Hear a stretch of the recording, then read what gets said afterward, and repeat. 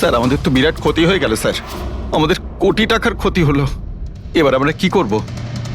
যারা আমাদের P square ফোনের জন্য অর্ডার দিয়েছিলেন তাদের আমরা কি জবাব দেব? আমরাও অর্ডার দিয়েছিলাম। হ্যাঁ, সবার আগে আমাদের জবাব দিন। রিক, চুপ করো। দেখুন, সবকিছু আগে যেরকম ছিল সেরকমই রাখুন। দেখুন, চিন্তা করবেন না, ফোন তৈরি করা চালু রাখুন। আরে দিওয়ালিতে ফোন বের করতে পারেননি তো কি হয়েছে? ক্রিসমাসেতেও আপনারা ফোন বের করতে পারেন। দেখুন, আমরা সেটা করতে পারি না, কেননা আমরা নিজেরাই জানি না যে ফোনটা বানানো হচ্ছে কোথায়। অ্যাকচুয়ালি কার্তিক আমাদের কিছুই বলেনি। তার উপর বড় বড় কোম্পানি, অনলাইন দোকান আর ওই শপিং কমপ্লেক্সগুলোরও ভীষণ প্রেশার থাকে, আর এর ফলেই হয়তো ওরা কোনো রিস্ক নিতে চায় না। আর স্যারও ভয় পেয়েছিল। ও ভয় পেয়েছিল এই ফোন অন্য কোনো কোম্পানি না বানিয়ে ফেলে, সেই জন্য এই কথাটাও কাউকে বলেনি। বরং ও ফোনের আলাদা আলাদা পার্ট আলাদা আলাদা কারখানা থেকে বানিয়েছিল। আচ্ছা, ওই যে 10টা ফোন, সেটা আপনাদের কাছে আছে তো? আগে না স্যার, ওই ফোনগুলো কার্তিকের কাছে ছিল। আচ্ছা, ওই 10টা ফোন কার্তিকের কাছেই ছিল। কার্তিকের কাছেই ছিল।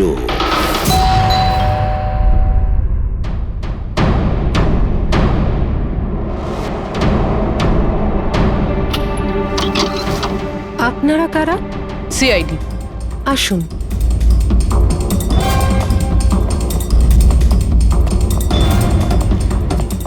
আপনি এখানে কবে থেকে কাজ করছেন? 3 মাস হলো ম্যাডাম। আর আপনার আগে কে কাজ করতো? কেউই কাজ করতো না, কারণ সাহেব তো 3 মাস আগেই এই বাংলোতে এসেছেন। আচ্ছা, আপনার মালিকের স্বভাব কেমন ছিল? কিরকম মানুষ ছিলেন? সাহেব তো খুব ব্যস্ত থাকতেন ম্যাডাম, উনি তো খুব কম আসতেন এই বাড়িতে, সেজন্য আমার কাজও একটু কম ছিল, কিন্তু মাইনে পুরোটাই দিতেন। টাকা সবটাই মিটিয়ে দিতেন সাহেব। হ্যাঁ। ওনার সঙ্গে দেখা করতে এখানে কি কেউ আসতো? না তো, কেউ দেখা করতে আসতো না। উনি তো একাই নিজের ঘরে বসে নিজের কাজ করতে থাকতেন। আচ্ছা, তোমার সাহেবের রুমটা কোথায় যেখানে উনি কাজ করতেন? ওই যে ওপরে সাহেব। রুমটা দেখান।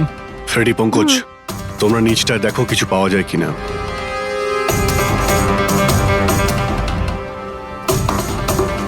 এই ঘরটায় সাহেব থাকেন। আপনি এখানে দাঁড়ান।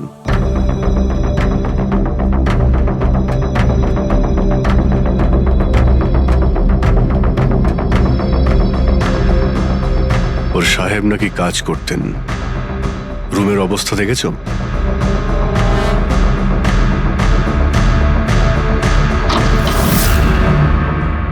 এই কাজ করে কি করে না সেটা জানি না, কিন্তু অন্য কেউ এখানে নিজের কাজটা করে গেছে।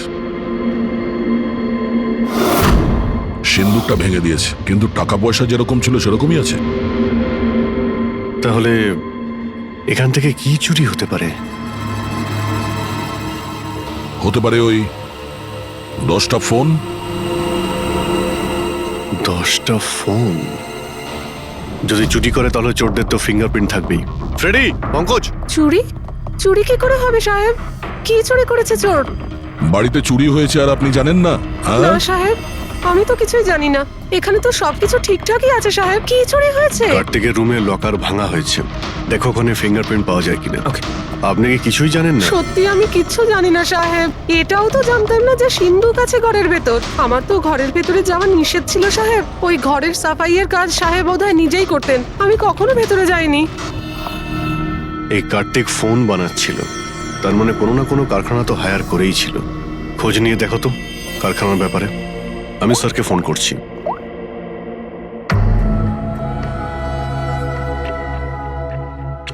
এই শব্দটা? স্যার, কিছু ডিস্টারবেন্স আছে, বাইরে থেকে কল করছি।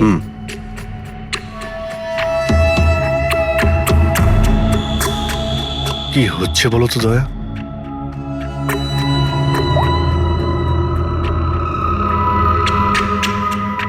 ও, এই কার্তিকের পিছনে অনেক লোকই লেগেছিল, হয়তো ওর ফোনের জন্যই। এখানে যতগুলো পর্দা রয়েছে সবগুলো বন্ধ করে দিই, রুমটাকে অন্ধকার করতে। স্যার, স্যার, স্যার, এত অন্ধকার করে রেখেছেন কেন? এক্ষুনি জানতে পারা যাবে। ভালো করে শব্দটা শোনার চেষ্টা করো।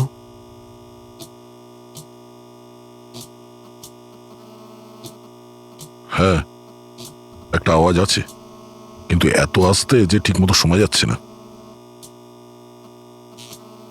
এক মিনিট, মনে হচ্ছে এই ঘরে বাঘ আছে।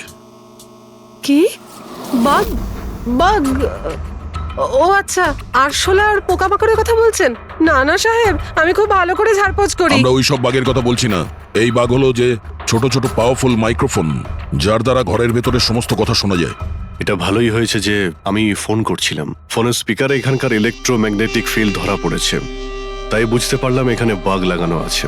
তার মানে এখানকার কথা শোনার জন্য এখানেই মাইক? যেই মাইক লাগিয়েছে সে কিছুই শুনতে পায়নি হয়তো সাহেব। কেউ তো এখানে আসতোই না।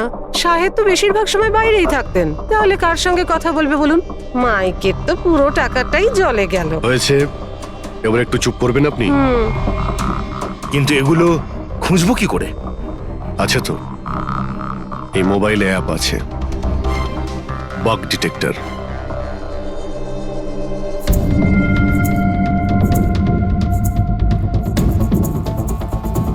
এই রেড লাইটটা দেখতে পাচ্ছ? এখানেই বাগ আছে, ভালো করে দেখো তো। মাইক্রোফোন আর এখানে স্মল ক্যামেরাও লাগানো আছে, হয়তো এখানেই রয়েছে।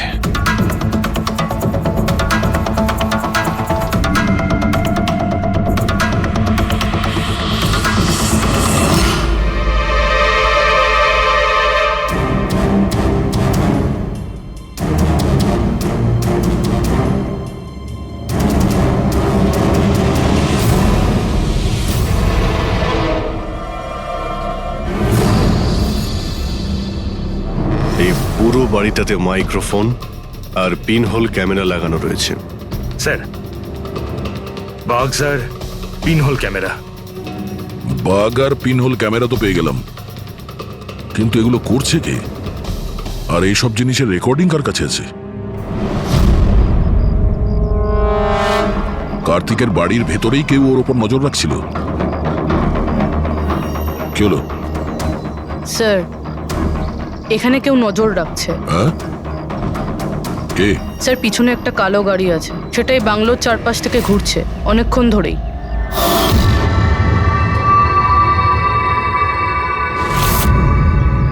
ও কার ওপর নজর রাখছে? আমাদের ওপর নাকি কার্তিকের ওপর? কার্তিক তো মারা গেছে। আমরা গাড়ি নিয়ে বেরোই, দেখি আমাদের পেছনে যায় কিনা। চলো।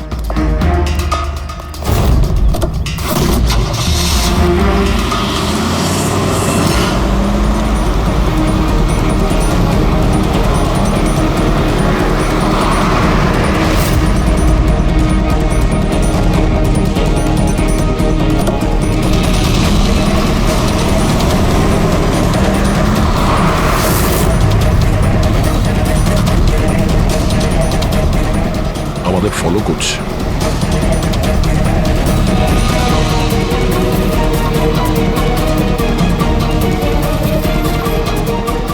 ভাই দয়া, আমার মনে হচ্ছে তো তোমারই পিছু নিয়েছে। দেখা যাক কতদূর পর্যন্ত ফলো করে। পঙ্কজ, ওই লোকটার মুখ দেখেছো? বুঝতে পেরেছো কে গাড়ি চালাচ্ছে? স্যার, মুখ তো দেখতে পাচ্ছি না স্যার। অভিজিৎ, ওর মুখটা দেখতে পাচ্ছি না। কি করব? তুমি ওর পেছনে লেগে থাকো। ওকে।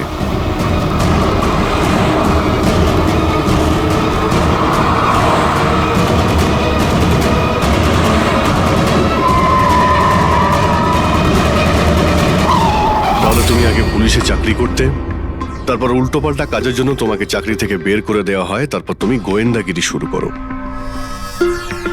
কেন করছিলে কার্তিককে নিয়ে তদন্ত? হ্যাঁ, কেন করতে? হ্যাঁ, দেখো দিগ্বিজয়, খুব ভালো করে কথাটা শোনো। বেআইনি কাজের স্পাইগিরি করার অপরাধে তোমাকে জেলেও ভরে দিতে পারি, জানো? বেআইনি কাজ? হ্যাঁ, বেআইনি কাজ। স্যার, আমার কাছে লাইসেন্স আছে। পুলিশের চাকরি ছাড়ার পর আমি প্রাইভেট ডিটেকটিভ হয়ে গেছি, আর কার্তিকের উপরে খোঁজ খবর নেওয়ার জন্য আমাকে অ্যাসাইনমেন্ট দেওয়া হয়েছিল। কে দিয়েছিল তোমাকে এই অ্যাসাইনমেন্ট? সোজাসুজি উত্তর দাও, নয়তো লাইসেন্স ক্যান্সেল হয়ে যাবে। বলবে না? বলবে না? না, কেস ফাইল করো এর বিরুদ্ধে আর নিয়ে যাও একে। না স্যার, আমি বলছি। তাহলে বলো। আমাকে ওই অ্যাসাইনমেন্ট ইলেকট্রা এক্সফোন্স ওই কোম্পানির মালিকই আমাকে অ্যাসাইনমেন্ট দিয়েছিল। কার্তিকের ব্যাপারে ছোট ছোট ডিটেলস আমার কাছ থেকে চাইছিল। ও কি করে, কোথায় যায়, সবকিছু। Electra x phone.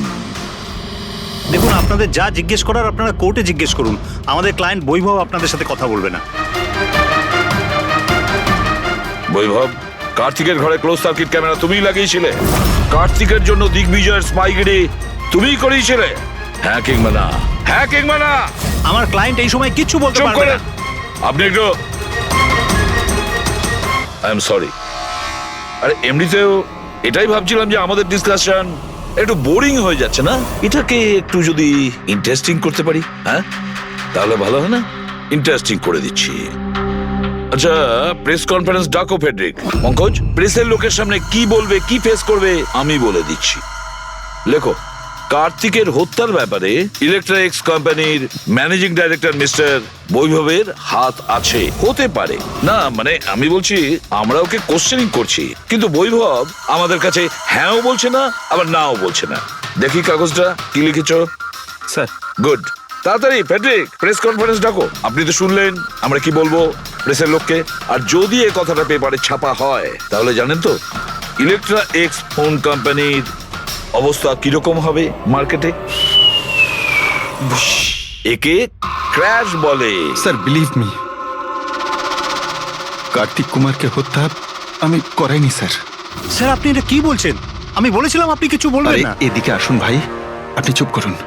আমি এগুলো এই জন্য বলছি যাতে গোয়েন্দার কেসটা প্রমাণ না হয়। আরে আমাকে মারবেন নাকি? খুনের অপরাধী হওয়ার চেয়ে তো গুপ্তচর বৃত্তি অনেক ভালো। প্লিজ আপনি চুপ করুন। স্যার, স্যার আমি কিছু জিনিস আপনাকে দেখাতে চাইছি। এই দেখুন স্যার, আমি কার্তিক কুমারকে ফলো অবশ্যই করেছি, কিন্তু শুধুমাত্র এইটা জানার জন্যই যে সে আমাদের কোম্পানির টেকনোলজি চুরি করে নিজের সিস্টেমকে রিচ করছে না তো। কেন এরকম মনে হচ্ছে কেন আপনার? কারণ স্যার ওই মোবাইল লঞ্চ করার আগে ও আমাদের কোম্পানিতে মানে ইলেকট্রা এক্সে কাজ করতো। 5 বছর এখানে কাজ করেছে, আর এখান থেকে বেরিয়েই মোবাইল লঞ্চ করছে, আর তাও ইলেকট্রা এক্সের কম্পিটিটর হিসেবে। একই মোবাইল, কম দামে। স্যার সেই জন্য ওর খোঁজ রাখছিলাম। কিন্তু স্যার এটা আমি যখন দেখেছি,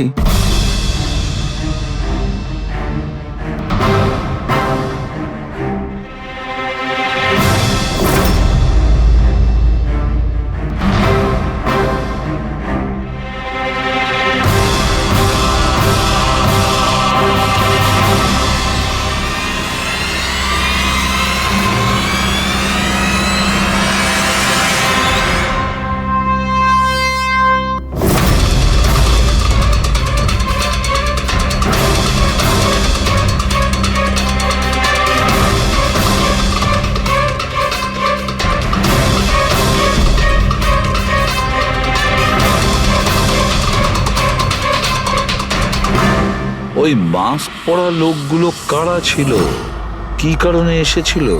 শুধু 10টা ফোন চুরি করার জন্য? না না না না, অন্য কিছু হবে, কিছু না কিছু তো হবেই। স্যার একটা অদ্ভুত ব্যাপার হচ্ছে, ডাকাতি হওয়ার পরেও কার্তিক কিন্তু পুলিশে কমপ্লেন লেখায়নি। এখানে তো লোক ছোটখাটো জিনিস চুরি হয়ে যাওয়ারও কমপ্লেন লেখায়। এর তো 10টা ফোন চুরি হয়েছে, সমস্ত পরিশ্রম ওর জলে গেছে। আরে আমাদের টাকা লোকসান হয়েছে, নতুন ফোনের জন্য আমরা টাকা দিয়েছিলাম। আরে এখানে বসে আরামসে নিজের ব্যাগ প্যাক করে কোথাও যাওয়ার প্রস্তুতি নিচ্ছিল। কিন্তু স্যার একবার ভেবে দেখুন, ও যাচ্ছেটা কোথায়? নিশ্চয়ই আপনি জানেন কার্তিক কোথায় গিয়েছিল। স্যার সেটা তো আমি জানি না। আমি আরো কিছু ছবি আপনাকে দেখাচ্ছি, যেগুলো দিগ্বিজয়ের গাড়ির মধ্যে আমি পেয়েছিলাম।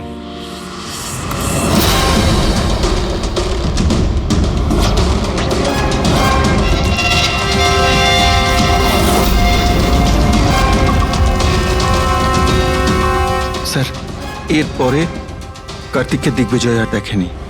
স্যার ব্যাপারটা পরিষ্কার যে কার্তিকের নিখোঁজের পিছনে দিগ্বিজয়ের কোনো হাত নেই। এই পুরো ফুটেজটা আমার চাই।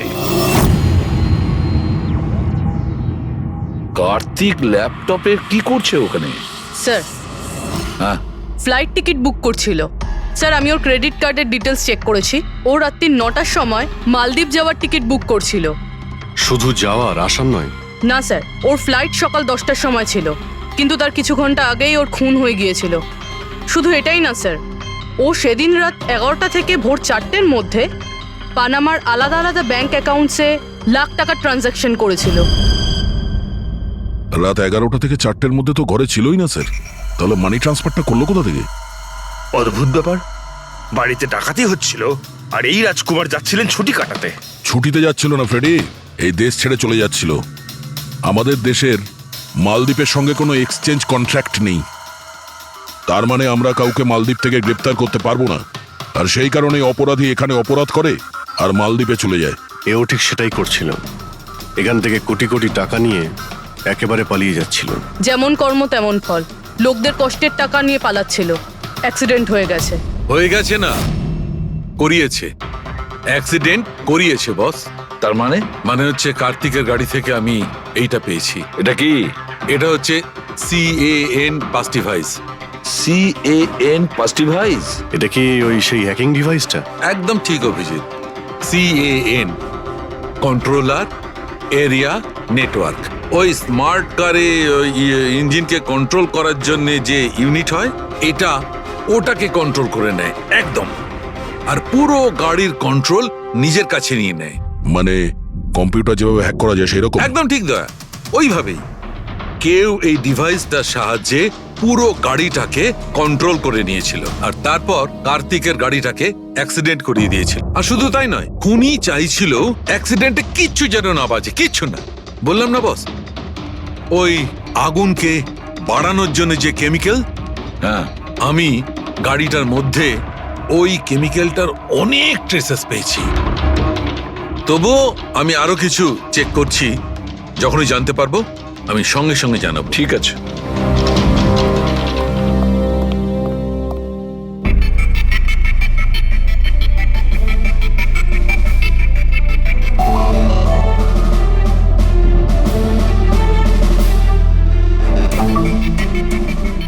এক মিনিট এই ট্রাকটাকে দেখো, গোলমেলে মনে হচ্ছে এই ট্রাকটা। দিগ্বিজয়ের গাড়িটাকে আটকে দিচ্ছে বারে বারে। এরা কারা? ট্রাকটা যখন সামনে থেকে সরে গেল, কার্তিকের গাড়িটা উধাও হয়ে গেল। মনে হচ্ছে এই ট্রাক ড্রাইভারকে এই কাজটা দেওয়া হয়েছিল, যাতে কোনোভাবেই এই দিগ্বিজয় কার্তিককে ফলো করতে না পারে। কিন্তু কে হতে পারে সে? খোঁজ নিয়ে দেখতে হবে। এ কে, এর কি পরিচয়? 3214 এই ট্রাকটাই। এই ট্রাকের সঙ্গে কার ধাক্কা লাগে?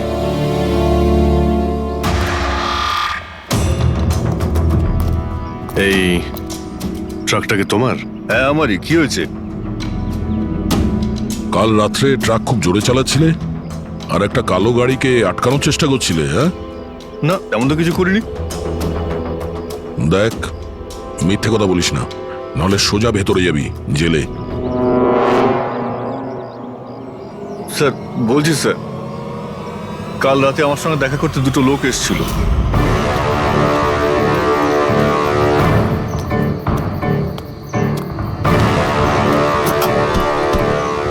এই, একটা কাজ করে দিবি তুই? কি কাজ? তোমরা কারা? ফ্রিতে নয়, কাজের দাম দিচ্ছি রে। কাজটা কি? একটা কালো গাড়ির রাস্তা আটকাতে হবে। গাড়ির নাম্বারটা দে। এই যে নাম্বার। ঠিক 1 ঘন্টা বাদে জেপি রোডে পৌঁছে যাস। কোনো ঝামেলা নেই তো ওখানে? কোনো ঝামেলা নেই, শুধু কালো গাড়িটাকে আটকাতে হবে, বুঝলি? মুখ তো ঠিক মতো দেখিনি স্যার। ওরা আমাকে টাকা দিল আর গাড়ির নাম্বার দিল, তারপর বললো এই গাড়িটাকে দাঁড় করাতে। এখন দেখুন, এই 2 মিনিটের কাজের জন্য আমি এত টাকা পাচ্ছিলাম স্যার, তাই আমি করেছি কাজটা। ওদের দেখতে কেমন ছিল, কিছু মনে আছে? স্যার ওদের দুজনেরই চেহারা বেশ ভালোই ছিল স্যার। আর হ্যাঁ স্যার, যখন আমি কালো গাড়িটাকে আটকালাম না, তো ওরা দুজন ওখানেই ছিল। ওরা দুজন পিস্তল বার করে আর আগের গাড়িটাতে ঢুকে পড়ে। আর তোমার মনে হয় তুমি কোনো অন্যায় কাজ করনি? তোমার জন্য একজন মারা গেছে, বুঝতে পেরেছো তুমি? আমি কি করে জানবো স্যার যে এরকম কিছু একটা ঘটবে? জানতেই যখন পারলি তখন পুলিশে কমপ্লেন করিসনি কেন? ভয় পেয়ে গেছিলাম স্যার। কার্তিকের বাড়িতে 2 জন ডাকাতি করে। দিগ্বিজয়ের গাড়ি আটকানোর জন্য ট্রাকের লোককে টাকা দেয় 2 জনে, আর কার্তিকের গাড়ি বন্দুক দেখিয়ে ডাকাতি করে 2 জনে। এরা 2 জন কারা? কারা এই দুইজন? স্যার যদি এরা দুজন কার্তিককে কিডন্যাপ করে আর রাত 11টা থেকে 4টে পর্যন্ত কার্তিক ওদের কাছে থাকে তার মানেটা স্যার একদম পরিষ্কার, যে বিদেশি অ্যাকাউন্টে টাকাগুলো ট্রান্সফার হয়েছে সেটা কার্তিকের অ্যাকাউন্ট হতেই পারে না। কিন্তু স্যার 5,000 টাকার একটা ফোনের জন্য এত কিছু? স্যার এই 5,000-এর ফোনেই তো এত বড় গোপন রহস্য লুকিয়ে আছে। এই জন্য তো কার্তিককে নিজের প্রাণটাও দিতে হলো। কার্তিকের মৃত্যুর রহস্য এই মোবাইল ফোনেই আছে। চলো এই মোবাইল আমরা বানাই। তার মানে স্যার কার্তিকের ইনভেস্টর আমাদের বলে যে কার্তিক ডিফারেন্ট স্পেয়ার পার্টস আলাদা আলাদা কোম্পানি থেকে নেয় এই ফোন বানানোর জন্য। স্যার আমরা তো কার্তিকের অ্যাকাউন্ট চেক করেছিলাম স্যার, ওর অ্যাকাউন্ট থেকে 4টে ম্যানুফ্যাকচারিং ইউনিটকে টাকা ট্রান্সফার করা হয়েছে স্যার। ব্যাস, তাহলে চলো যাই আমরা এই 4টে ম্যানুফ্যাকচারিং ইউনিটে আলাদা আলাদা স্পেয়ার পার্টস দিয়ে মোবাইল ফোন বানানোর জন্য।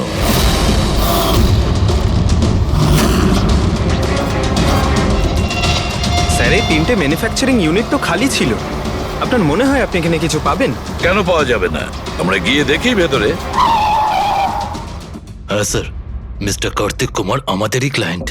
পি স্কোয়ার ফোনের লুক আর ওর প্যাকেজিং এর যে বক্সটা সেটা আমরাই ডিজাইন করেছি। আর ওই বাইরে যে প্লাস্টিক বডি হয় সেটার? হ্যাঁ হ্যাঁ ওটাই। আচ্ছা, ওই যে 5,000 ফোনের যে অর্ডার দেওয়া হয়েছিল আপনাদের, সেগুলো বানিয়েছেন? 5,000? হ্যাঁ। না স্যার, মিস্টার কার্তিক আমাদের 10 পিসের অর্ডার দিয়েছিলেন, আর সে তো আমরা কবে বানিয়ে ডেলিভার করে দিয়েছি। এটাই আমি আশা করেছিলাম, এই ধরনেরই কিছু হবে।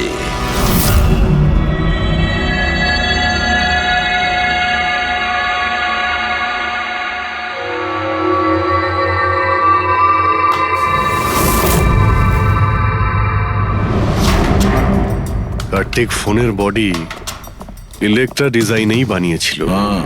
Electra design. কিন্তু স্যার ও ফোনের বাকি অংশগুলো বানানোর জন্য একটা ম্যানুফ্যাকচারিং ইউনিট ভাড়ায় নিয়েছিল, কিন্তু ওখান থেকে কিছু বানায়নি। বানায়নি? কিন্তু স্যার ও ফোনটা কোথাও তো নিশ্চয়ই বানিয়েছে। কোথায়? কোথাও নয় পুরবি, ফোন কোথাও বানানো হয়নি। কোথাও না মানে কি বলতে চাইছো তুমি? বস, ও ফোন বানায়নি, বরং ফোনের আলাদা আলাদা পার্টস গুলোকে নিয়ে নিজে অ্যাসেম্বল করেছে। আলাদা আলাদা স্পেয়ার পার্টস নিয়ে ও ফোনের অ্যাসেম্বল করেছে? হ্যাঁ। আচ্ছা, এটা তুমি জোর দিয়ে বলছো কি করে? হ্যাঁ বস, আমি ওইখানে একটা নয় পুরো 11টা ফোন পেয়েছি। 11টা মোবাইল ফোন? একটা তো কার্তিকের লাশের একদম পাশে, ওটা হয়তো ওর নিজের ফোন হতে পারে। আর বাকি যে 10টা ফোন ছিল সেগুলো ওই কারের পেছনের সিটে পড়েছিল। আরো 10টা ফোন? মানে পি স্কোয়ার প্লাসের ওই 10টা মডেল যা কার্তিক লঞ্চ করতে চেয়েছিল। এক্স্যাক্টলি ওই 10টা ফোন। ওই ফোনগুলোর বেশি কিছু বাঁচেনি, কিন্তু তবুও আমি ওর ব্যাটারি আর কিছু পার্টসকে যখন আলাদা করে ল্যাবে চেক করলাম তখন আমি চমকে গেলাম। আমি জানতে পারলাম যে আসলে ওই ফোনগুলো ইলেকট্রা এক্স কোম্পানির ফোন। কি? এটা কি করে সম্ভব ডক্টর? সেটা বলতে পারবো না দয়া, কিন্তু এটাই হয়েছে। আমি ওই কোম্পানির থেকে লোকজন ডেকে আমি কনফার্মও করেছি। ওই ইঞ্জিনিয়ারও আমাকে বলেছে যে এই ফোনগুলো আমাদের কোম্পানিরই, ইলেকট্রা এক্স। তার মানে কার্তিক ইলেকট্রার পুরনো অংশগুলোকে ওই যে নতুন ডিজাইন করা বডি প্যানেল ছিল তার মধ্যে ফিট করতে গেছিল, আর সেটা অর্ধেকেরও কম দামে বিক্রি করার চেষ্টা করেছিল।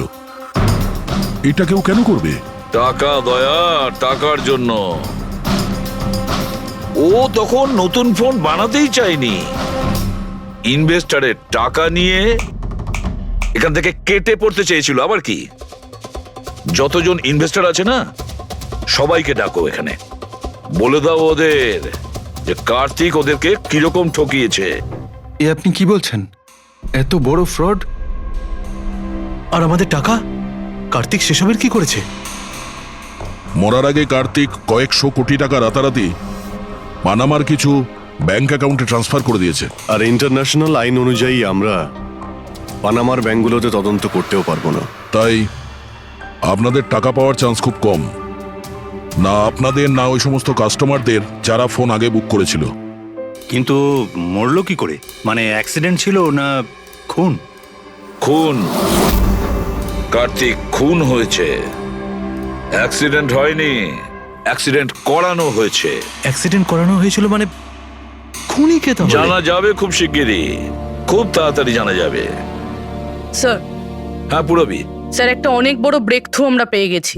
কার্তিকের বোন কৃতিকা, যে লখনৌতে থাকে, ওর সাথে আমার কথা হয়েছে। ও এটা বলছে যে কার্তিক ওকে একটা এনভেলপ কুরিয়ার করেছিল মারা যাওয়ার কিছু ঘন্টা আগে। ওখানে খুনির বিরুদ্ধে কিছু প্রমাণ আছে, আর কার্তিকের লিখে যাওয়া একটা চিঠি। সেখানে লেখা রয়েছে যে যদি ওর কিছু হয়ে যায় তাহলে এই চিঠিটা যেন সিআইডিকে দেওয়া হয়। ফ্যান্টাস্টিক ওয়ার্ক পুরবি।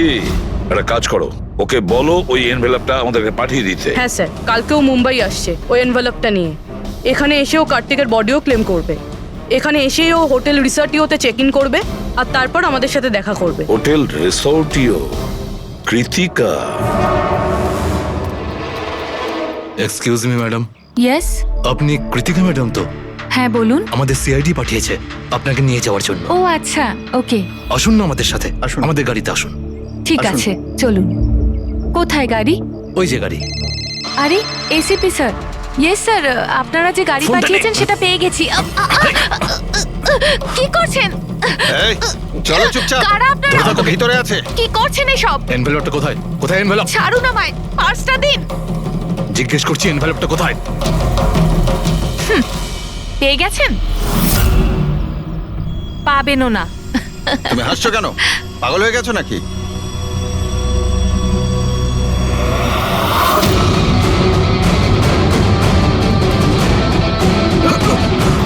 চিঠি চাই? হ্যাঁ, চল চল। থ্যাংক ইউ অফিসার নেহা, এবার আপনি আসতে পারেন। এদের আমরা বুঝে নিচ্ছি। এটা আমার ডিউটি স্যার। অফিসার মীরা? তাহলে কৃতিকা কোথায়? কৃতিকা নামে কার্তিকের কোনো বোন ছিলই না। এই কৃতিকাকে তো আমরা তৈরি করেছি আসল খুনিকে ধরবার জন্য। এই কেসে আমাদের সবাইকেই সন্দেহ ছিল, আর সে ইলেকট্রনিক্স ফোনের লোকেরাই হোক, অনলাইন শপের লোকেরাই হোক, বা ইনভেস্টর, ওই ফোনটা পাওয়ার জন্য যে কেউ কার্তিককে খুন করতে পারত। আর যেই জানা গেল যে কার্তিক ফোনটাকে লঞ্চ না করে এখান থেকে পালিয়ে যাচ্ছে তোমাদের সবাইকে বোকা বানিয়ে, তখনই ক্লিয়ার হয়ে গেছিল যে কার্তিকের খুন সেই করতে পারে যার কার্তিকের জন্য অনেক লস হয়েছে। যার মানে হলো ইনভেস্টার্স, যারা সবাই এই প্রজেক্টে নিজেদের টাকা লাগিয়েছিল। কিন্তু আপনারা তিনজন, আপনাদের মধ্যে কে সেটা যে এই খুনটা করেছে এটা জানার জন্যই আমাদের কৃতিকার নাটকটা করতে হয়েছে। এতক্ষণে শুনলেন তো আমাদের গল্পটা। এবার আপনার গল্পটা আমাদের বলুন। লুকোনোর একদম চেষ্টা করবেন না, কারণ আপনার লোকেরা আমাদের সবকিছু বলে দিয়েছে, সবকিছু। এবারে বলুন। স্যার, স্যার কি বলবো স্যার? 18 বছর বয়স থেকে আমি বিজনেস করছি, আজ পর্যন্ত কখনো লোকসান করিনি। কার্তিক আমার মুখে চুনকালি মেখে দিল। সন্দেহ তো আমার প্রথম থেকেই ছিল ওর উপর।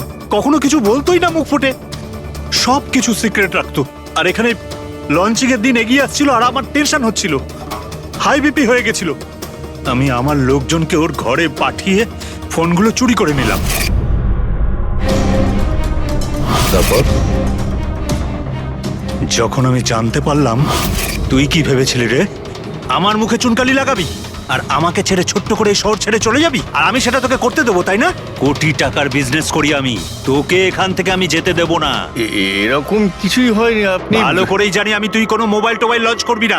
OP2 প্লাসের প্যানেল বানিয়ে আমাদের সবার টাকা আত্মসাৎ করতে চাইছিলি লঞ্চিং এর বাহানায়। এরকম এরকম এরকম কিছুই নয়। আপনি চুপ, একদম চুপ। এবার আমি যেটা বলছি চুপচাপ করবি। আমার পানামার অ্যাকাউন্টে, যেটা আমি খুলে রেখেছি, যেখানে যত টাকা আছে ওখানে ট্রান্সফার কর।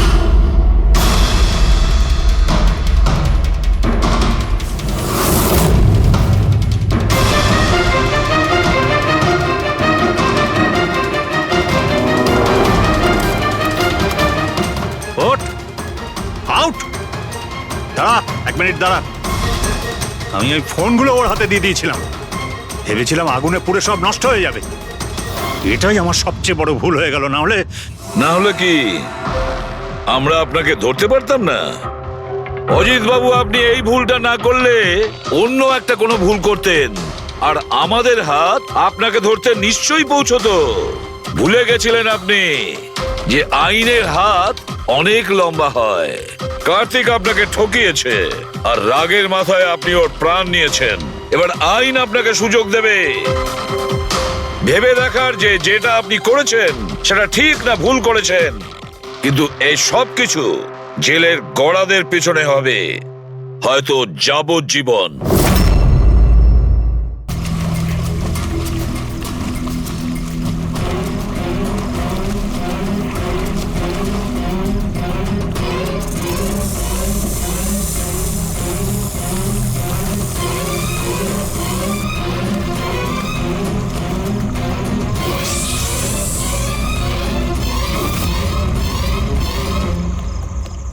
কে কে কে ওখানে?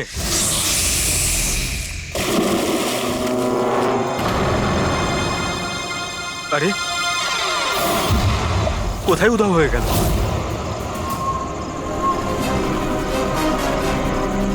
হীরা, আরে হীরা, লাইট অফ হয়ে গেল কেন? দেখ তো।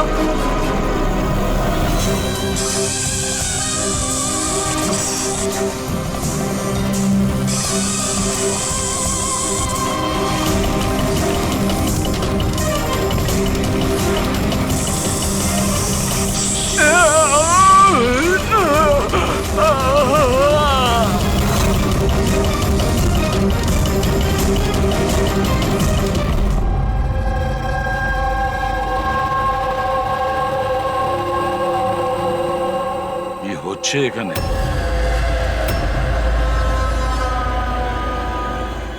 এটা কি ধরনের প্রশ্ন? আপনারা কি দেখতে পাচ্ছেন না আমার ভাই আরিয়ানের মৃত্যু হয়েছে? হ্যাঁ, দেখতে তো পাচ্ছি। কত তাড়াহুড়ো রয়েছে আপনাদের আরিয়ানের শেষকৃত্য করার জন্য। আপনি কে? আমার নাম তো শিশির, কিন্তু আপনারা কে? এইভাবে অসভ্যের মতো আমাদের সাথে কথা বলছেন? সিআইডি, আর আমাদের সন্দেহ যে আরিয়ানকে খুন করা হয়েছে। সিআইডি, আপনারা বোধহয় কোথাও ভুল করছেন। আমি মীনাক্ষী দেবী, এই বাড়ির ওনার। এখানে কারোর মার্ডার হয়নি। কিন্তু যে... এক মিনিট, আপনাদের কিছু প্রশ্ন করার আগে আমি এটা বলতে চাই যে আপনারা এই সময় আমার বাড়িতে দাঁড়িয়ে আছেন, তাও আনইনভাইটেড, মানে বিনা আমন্ত্রণে। বিনা আমন্ত্রণে আমরা আসিনি, আমাদের ফোন করা হয়েছিল। এটা বলা হয়েছে যে আরিয়ানকে খুন করা হয়েছে। What nonsense! কে করেছে ফোন? তিনি ওনার নাম হলো হীরা। হীরা? তোমার এত বড় সাহস! আমি বারণ করা সত্ত্বেও তুমি ওনাদের এখানে ডেকেছো? কেন মীনাক্ষী দেবী, আপনি কি চান না আপনার ছেলের খুনি ধরা পড়ুক? এরকম আবার হয়নি তো যে আপনাদেরই কোনো আপনজন সেই এই খুনটা করেছে আর আপনি তাকে আড়াল করতে চাইছেন? ব্যাস, আমি আমার পরিবারের উপর এই জঘন্য দোষারোপ সহ্য করব না। তাহলে কি কারণ ছিল সিআইডি কে না কল করার?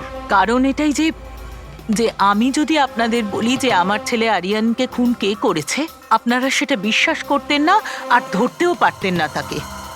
মীনাক্ষী দেবী, পৃথিবীতে এমন কোনো খুনি নেই যাকে আমরা ধরতে পারি না।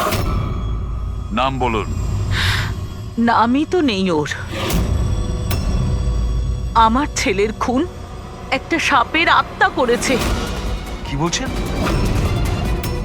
কি? সাপের আত্মা? হ্যাঁ, ওই সাপটা মরার পর আমার ছেলের ওপর বদলা নিচ্ছে ভূত হয়ে। বিশ্বাস করছেন না তো আমার কথা? তাহলে দেখুন, আমার ছেলের গলায় সাপের ছোবলের চিহ্ন আছে।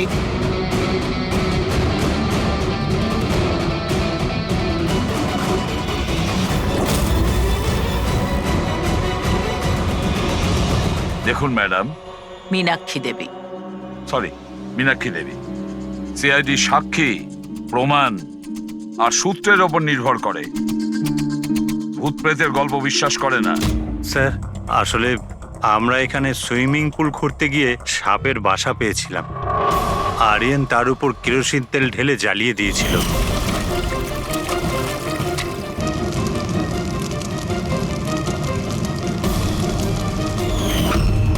স্যার, সব সাপ মারা গেছে। এখন ওরা ফিরে এসেছে ভূত হয়ে প্রতিশোধ নিতে। ভূত? আপনি স্যার এ আমার ওয়াইফ নয়না। কিন্তু আমি আর আরিয়ান তো দেখেছিলাম ওই ভূতটাকে। শেষ পর্যন্ত ওই সাপ আমার স্বামীকে মেরে ফেললো।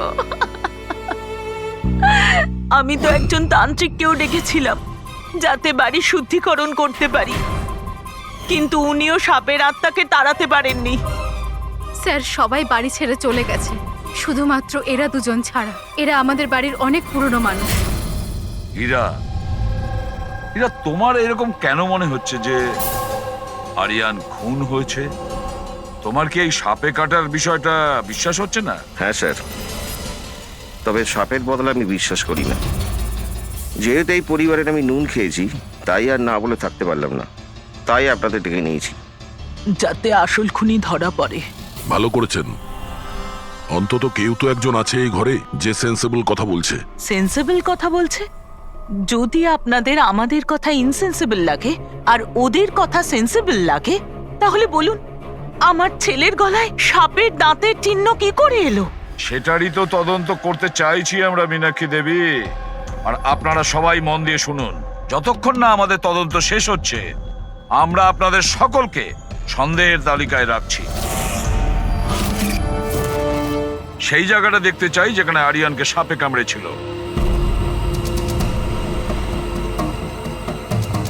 স্যার রাত্রিবেলা ওর সুইমিং করা ভীষণ পছন্দ ছিল। আরিয়ান এখানে রাত্রে সুইমিং করতে এসেছিল, আর ওর মৃত্যুর খবর আপনারা পেলেন সকালে। আপনাদের কি জ্ঞান ছিল না? আমরা সবাই একটা হসপিটালের ওপেনিং এর জন্য দিল্লি গিয়েছিলাম, আজ সকালেই ফিরেছি।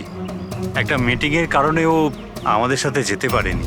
তার মানে আপনি বলতে চাইছেন আরিয়ান বাড়িতে একা ছিল আর কাজের লোকেরা বাড়িতেই ছিল? হ্যাঁ স্যার, ছোটবাবু আমাকে 10টায় ছুটি দিয়ে দিয়েছে। আমি আমার ঘরে শুতে চলে গিয়েছিলাম। বাংলোর ওইদিকে? হ্যাঁ। মানে আরিয়ান যদি এখান থেকে সাহায্যের জন্য আওয়াজ দিয়ে থাকে বা চিৎকারও করে থাকে, কেউ শুনতেই পায়নি? আরে হীরা, লাইট কেন অফ হয়ে গেল রে? আচ্ছা হীরা, আরিয়ানকে সকালবেলা তুমি কটার সময় দেখেছিলে? সকাল 6টার সময়, যখন আমি ওনাকে চা দিতে গিয়েছিলাম।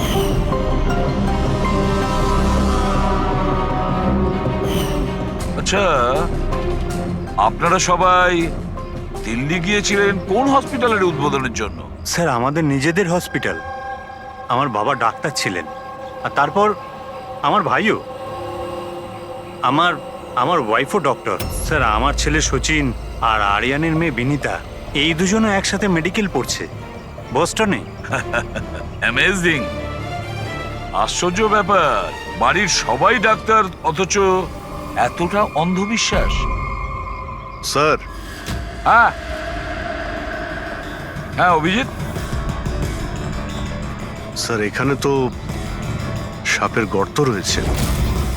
হ্যাঁ, এর ভেতরে সাপ থাকতে পারে। আসলে সাপ পিঁপড়ে আর পোকাদের ঘরের মধ্যেই নিজেদের ঘর বানিয়ে থাকে। এমনটা নয় তো যে আরিয়ানকে সাপেই কামড়েছে আর এই সাপের আত্মার কথা এনারা বলছেন? সেটাই হতে পারে অভিজিৎ। স্যার আরিয়ানকে সাপ সুইমিং পুলে কামড়েছিল, তাহলে হতে পারে সাপের চামড়া, লালা কিংবা সাপের বিষ সুইমিং পুলে জলের মধ্যে পাওয়া যেতে পারে। একটা কাজ করি আমরা, এই সুইমিং পুলের জলের স্যাম্পলটা নিয়ে নিই, ফরেন্সিক ল্যাবে পাঠিয়ে দাও।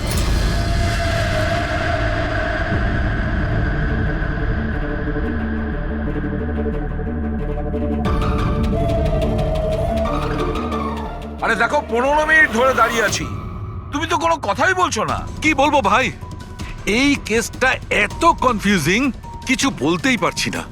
এক কাজ করো, তোমরা একটু বিশ্রাম করো, আমি ততক্ষণ আমার মাথাটা একটু ঠান্ডা করে। আমরা কি এখানে মজা করতে এসেছি? আরে আমি কখন সেটা বললাম? আচ্ছা, আর কি বলছো? আরে ভাই তুমি, আচ্ছা ছাড়ো। বস বস যতটুকু জানতে পেরেছি ততটুকু বলে দিচ্ছি, কিন্তু প্লিজ কোনো সওয়াল জবাব করবে না প্লিজ। দেখো বস, ওই সুইমিং পুলের যে জলের স্যাম্পল ছিল না, ওতে এমন কিচ্ছু পাওয়া যায়নি যা থেকে কিছু জানতে পারি। কিচ্ছু নেই, না কোনো সাপের চামড়ার টুকরো, না কোনো বিষ আছে সেখানে, কিচ্ছু নেই যা দিয়ে কিছু জানতে পারবো বস, কিচ্ছু নেই। তাহলে ওর মধ্যে কনফিউজিং কি আছে? ব্যাপারটা একদম পরিষ্কার স্যার, পুলের মধ্যে কোনো সাপ টাপ ছিল না, একে খুন করেছে একজন মানুষই।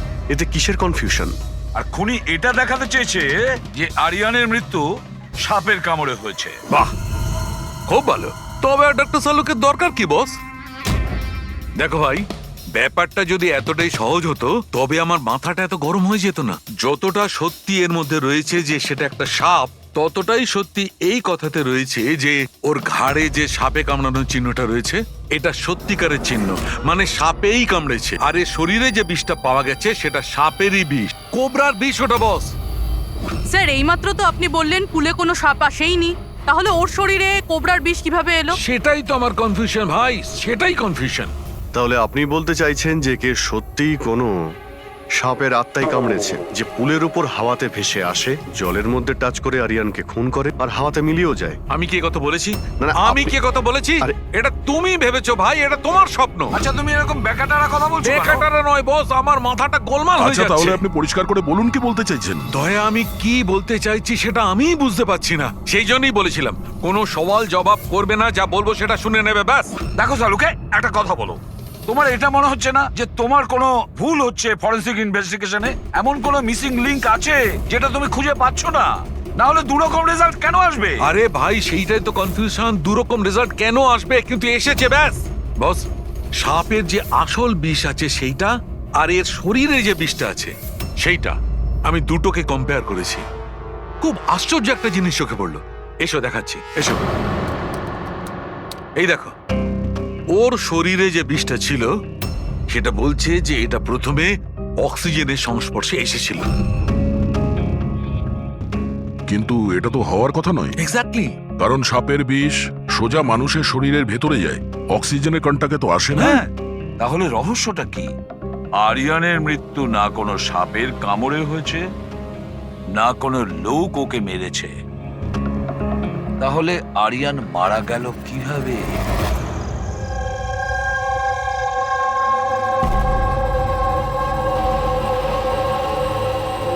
বাবা, হ্যাঁ বাবা, ওই বাকি যে কাজগুলো আছে সেগুলো কালকে করে দেব। আমি গিয়ে দ্বিতীয় কেবিন থেকে ঘুরে আসি, ততক্ষণ আপনারা দুজন এদিকটা একটু সামলে নিন। ঠিক আছে বাবা।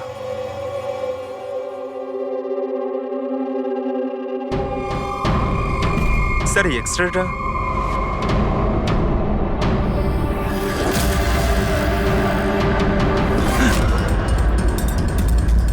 ইম্পসিবল, এটা তো মানুষের দাঁতের এক্স-রে, কিন্তু এই দুটো দাঁত তো সাপের। আরে এটা কি হলো? 1 মিনিট স্যার, আমি গিয়ে দেখছি।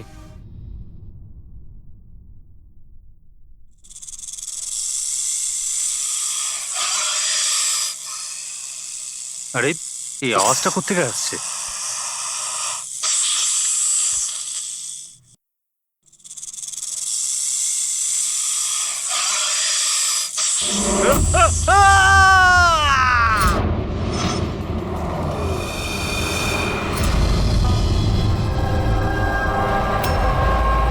স্যার, হ্যাঁ, এর পায়েও তো সাপে কামড়ানোর চিহ্ন। আবার সেই সাপ? কি বললেন আপনি? সাপ? হ্যাঁ সাপ। কেন, কি হয়েছে? স্যার লাইট চলে যাওয়ার আগে আমি আর স্যার এই এক্সট্রাটা দেখছিলাম।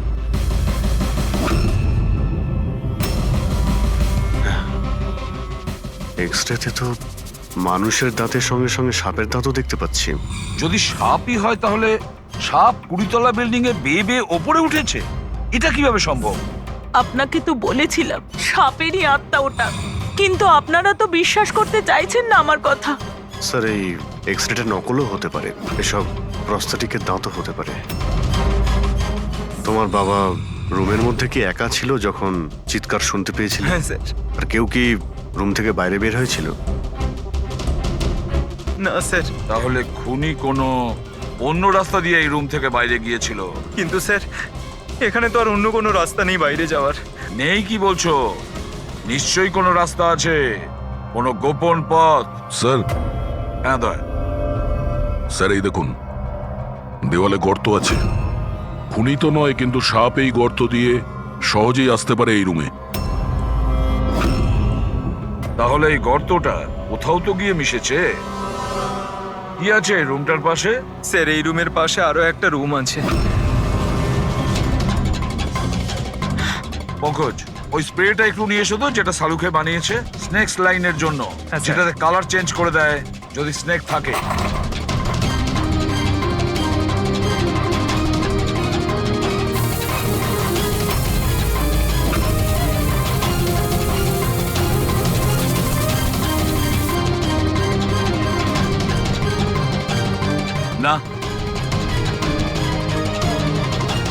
এর থেকে এটাই পরিষ্কার যে কোনো সাপ এই রুমে ঢোকেনি।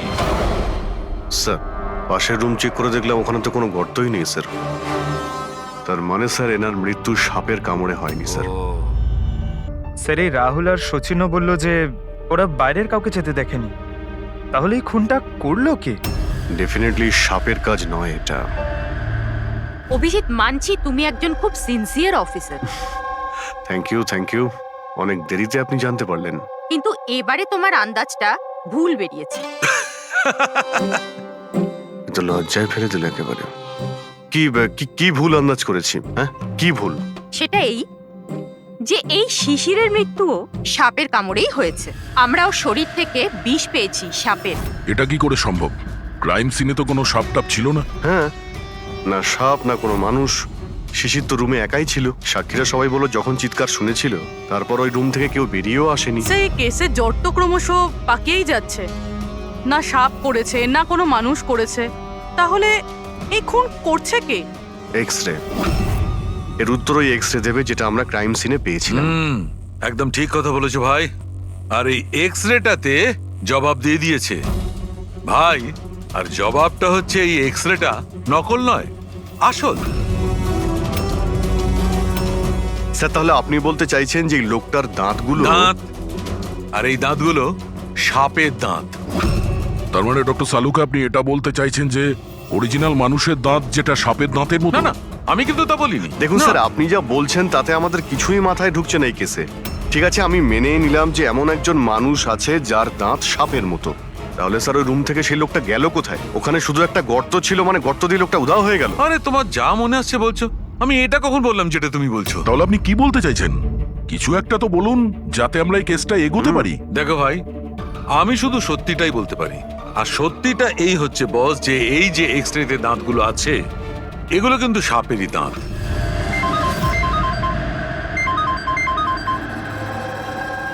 Yes? Really? Are you sure? Okay, thank you. কি সারিকা, কোনো খবর এলো? স্যার, শিশিরের শরীরে যে বিষ পাওয়া গেছে সেটা ক্রিয়েট সাপের বিষ। এনো, পেট সাপের।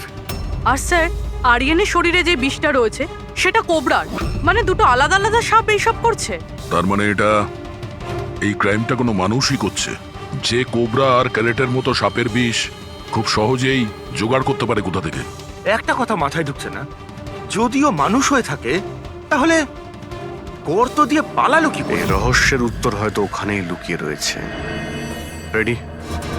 ওই হসপিটালে যতজন লোক কাজ করে প্রত্যেকের তুমি লিস্ট বানাও, প্রত্যেকের ঠিকুজি গোষ্ঠী বের করো। তুমি ওদের ব্যাপারে ডিটেলসে খোঁজ নাও। বাকি পুরো ফ্যামিলি ডিটেলসটাও বার করতে হবে। কি জানি এদের মধ্যেও কারোর কোনো গভীর উদ্দেশ্য আছে। স্যার, পুরো পরিবারের ঠিকুজি বের করে ফেলেছি। বেশ বড় লোক এরা।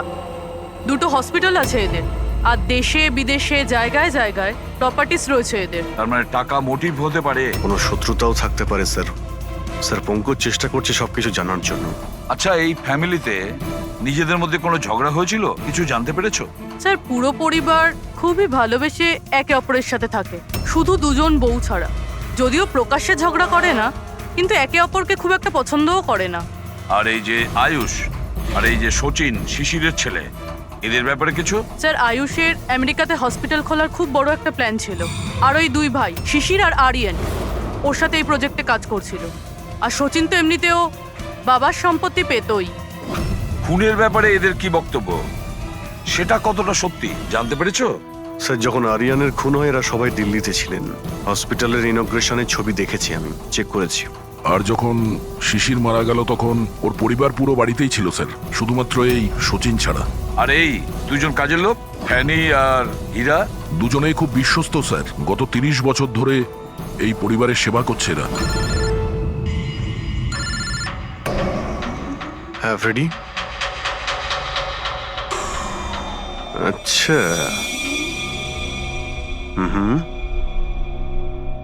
ওকে ওকে, থ্যাংক ইউ স্যার। একজন সাপের বিশেষজ্ঞ আছেন মায়রা, একজন স্নেক এক্সপার্ট। হসপিটাল থেকে 5 বার ওনাকে ফোন করা হয়েছে। এমনটা আবার হয়নি তো যে এই ফ্যামিলির থেকে কেউ ফোন করেছিল? মায়েরাকে সাপের বীজ জোগাড় করার অর্ডার দিয়েছিল? হতে পারে স্যার। স্যার হ্যাঁ পঙ্কজ। স্যার এই লোকটা সব থেকে বড় শত্রুকে পেয়ে গেছি। কেউ? বেন্টো। এই শিশির আর আরিয়ানের মৃত্যুর আগে ওদের মধ্যে খুব বড় ঝগড়া হয়েছিল স্যার। মেন্টো যে বিল্ডার্সদের পয়সা দেয় সুদে? হ্যাঁ স্যার, খারাপ কাজ করার প্রমাণও রাখে না। অভিজিৎ, এই বেন্টোকে বিউরোতে ডাকো। আর দয়া স্যার, তুমি আর পঙ্কজ গিয়ে ওই হসপিটালে মিস মায়রার সঙ্গে দেখা করো। দেখো কোন বিষ আর কে বানানোর অর্ডার দিয়েছিল ওকে।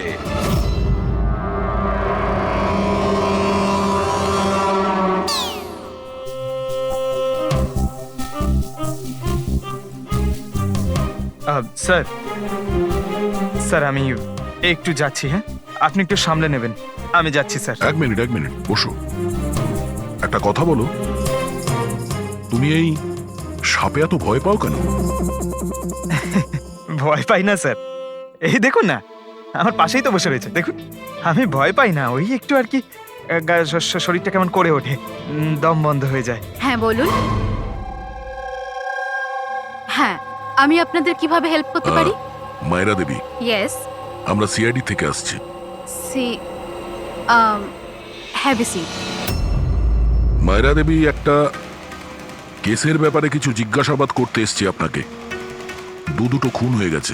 ও মাই গড, কিন্তু আমি কিভাবে হেল্প করতে পারি? 2 সপ্তাহ আগে RM হসপিটাল থেকে 5 বার ফোন এসেছিল আপনার কাছে। হ্যাঁ এসেছিল, কিন্তু তার সাথে এই কেসের কি সম্পর্ক? এই 2 লোক যে খুন হয়েছে তাদের ওই RM হসপিটালের সঙ্গে সম্পর্ক আছে। ও, এই দুজনের খুন সাপের বিষে হয়েছে। আর ওই খুনটা সাপে কামড়ানোর জন্য হয়নি। কোনো মানুষ ওই বিষ খুনিকে দিয়েছে, ওই মার্ডার করে। আপনারা আমাকে সন্দেহ করছেন? আপনাদের মনে হচ্ছে খুনিকে সাহায্য আমি করেছি বিষ সাপ্লাই করে? হ্যাঁ, এরকমই কিছু। এটা বলুন যে হসপিটাল থেকে ওই ফোন কলটা আপনাকে কে করেছিল? শিশির আর আরিয়ান। শিশির আর আরিয়ান? এদের দুজনেরই তো খুন হয়েছে। কেন, ফোন কেন করেছিল এরা? ওনারা শুধু আমাকে কলই করেননি, আমার সাথে দেখা করতেও এসেছিলেন। আর বিষ কেনার জন্য নয়, বরং বিষের ওষুধ অ্যান্টিডোট নেওয়ার জন্য। অ্যান্টিডোট? খুব অদ্ভুত কাহিনী শুনিয়েছিল। বলছিল যে কোনো সাপের আত্মা ওনাদের উপরে প্রতিশোধ নিতে চায় অ্যান্ড ওনাদের এই বিষের ওষুধ চাই। তারপরে কি? ওনাদেরকে বললাম যে আমি এসব গল্পে বিশ্বাস করি না। আপনি ওদেরকে ওই অ্যান্টিডোট দিয়েছিলেন কিনা? অ্যান্টিডোট কোথা থেকে দিতাম? ওনারা কিছু এমন অ্যান্টিডোট চাইছিলেন যেটা প্রত্যেকটা সাপের বিষের বিরুদ্ধে কাজ করতে পারে। এরকম কোনো অ্যান্টিডোট হয়ই না। আলাদা আলাদা বিষের জন্য আলাদা আলাদা অ্যান্টিডোট। ওরা দুজনে এখান থেকে খালি হাতে গেছে? হ্যাঁ, অ্যান্ড আই এম সরি, আপনাদেরকেও খালি হাতে যেতে হবে, বিকজ আমার এই কেসের সাথে কোনো সম্পর্ক নেই। Myra madam, just for my general knowledge, যদি কাউকে সাপে কামড়ায় তাহলে তার কি করা উচিত? যদি কাউকে সাপে কামড়ায় তাহলে সবার আগে প্যানিক একদমই করা চলবে না। ডক্টরকে ডাকুন, কিন্তু ডক্টরের আসা অবধি যে পার্টে সাপে কামড়েছে সেটাকে কম্প্রেস করুন। কোনো কাপড় দিয়ে বেঁধে নিন, যাতে সেই বিষাক্ত বিষ আপনার পুরো হাতে ছড়িয়ে না পড়ে। ওকে, থ্যাংক ইউ ভেরি মাচ। যাওয়া যাক স্যার। চলো, তারপর দেখি এসিপি স্যার মেন্টর থেকে কি জানতে পারলেন। হ্যাঁ, এই কথাটা সত্যি যে আমার ওই দুজনের সাথেই ঝগড়া হয়েছিল, কিন্তু এই অপবাদটা আপনারা ভুল দিচ্ছেন যে আমি ওদেরকে খুন করেছি। তাহলে খুনটা কে করেছে? আমি কি করে জানবো স্যার? আর রইল ওদের খুন, যদি ওদেরকে আমার মারতেই হতো তাহলে এই সাপ বিছের খেলা খেলতাম না। আমি সোজা নিজের বন্দুকটা নিতাম। আর দেখুন স্যার, আপনি জানেন যে আমি আইনকে কতটা সম্মান দিই। হ্যাঁ, আমরা জানি যে তুমি আইনকে কতটা সম্মান করো। এটা বলো, আরিয়ানা শিশিরের সঙ্গে তোমার কি নিয়ে ঝামেলা হয়েছিল? স্যার, আমি ওদের গোয়ার জমিটা কিনেছিলাম, আর ওই প্রপার্টির পেপারের উপরে ওরা সাইনও করেছিল। তো স্যার, হঠাৎ ওরা ঘুরে যায় আর আমাকে ফ্রড বলতে শুরু করে, আর বলে যে ওরা নাকি কোনো পেপারের উপরে সাইনই করেনি। আপনাদেরকে প্রমাণ দেওয়ার জন্য আমি সেই প্রপার্টির পেপারগুলো নিয়ে এসেছি। এই নিন, ইচ্ছে হলে চেক করে দেখতে পারেন। দেখুন এসিপি স্যার, আমিও কিন্তু 2 নম্বরই কাজ করি, কিন্তু ততটাই যতটা বাকিরা করে। কিন্তু আপনি আমার কথা বিশ্বাস করুন, আমি এই ডিলটা পুরো সততার সাথে করেছি। চাইলে ওদের অ্যাকাউন্ট ডিটেলসটাও চেক করতে পারেন। আমি ওদের 15 কোটি টাকা হোয়াইট মানি আর 35 কোটি টাকা ক্যাশে দিয়েছিলাম। কার অ্যাকাউন্টে? মীনাক্ষী দেবীর অ্যাকাউন্টে। মীনাক্ষী দেবী বেন্টো তো সত্যি কথাই বলছে। ও আপনার অ্যাকাউন্টে টাকা পাঠিয়েছিল। অনেক জায়গায় পয়সা খাটিয়েছি, এতগুলো শেয়ার্স আছে, সবকিছু আমার মনে থাকার কথা নয়। আপনি মনে না রাখতে পারেন, কিন্তু কেউ তো নিশ্চয়ই আছে যে ওগুলোর খেয়াল রাখে। সমস্ত অ্যাকাউন্ট, সমস্ত কিছু দেখাশোনা করার জন্য এজেন্ট হায়ার করতে হয় আমাদের। আচ্ছা, তো এই ডিডের এজেন্ট কে ছিল? এই প্রপার্টির ডিডে আপনার ছেলে যুক্ত ছিল। আমি এটা বুঝতে পারছি না যে এই সব কিছুর সঙ্গে আমার ছেলেদের খুনের কি সম্পর্ক। মীনাক্ষী দেবী, আপনার দুটো ছেলে সাপের কামড়ে তারা মারা যায়নি, কোনো লোক ওদেরকে মেরেছে। কোনো এমন লোক যার কাছে গভীর উদ্দেশ্য ছিল আপনার দুই ছেলেকে মারার জন্য। এরকমটা কি করতে পারে? যার সঙ্গে এই ডিডের কোনো সম্পর্ক ছিল, সেই জন্য তো আমি আপনাকে জিজ্ঞাসা করছি যে এজেন্ট কে ছিল এই ডিডের। অনেক হয়েছে। এক তো ওই সাপগুলো আমার দুটো ছেলেকে ছিনিয়ে নিয়েছে, আর আপনারা সিআইডিরা এই কেসটাকে অন্যদিকে ঘোরানোর চেষ্টা করছেন। আপনারা মানছেন না কেন যে এই খুন দুটো সাপেরাই করেছে? ব্যাস ব্যাস, অনেক হয়েছে, আপনারা প্লিজ এখান থেকে চলে যান। দেখুন, আমাদের কাছে আমাদের পরিবারের থেকে বড় আর কিছুই নয়, না টাকা পয়সা না সম্পত্তি। আরে আপনি কি আমার মায়ের অবস্থা দেখছেন না? না শুতে পারছেন না খেতে পারছেন। সারাদিন উনি ভগবানের কাছে এটাই প্রার্থনা করেন যে ওনাকে যেন ওনার ছেলেদের কাছে ডেকে নেওয়া হয়। আয়ুষ,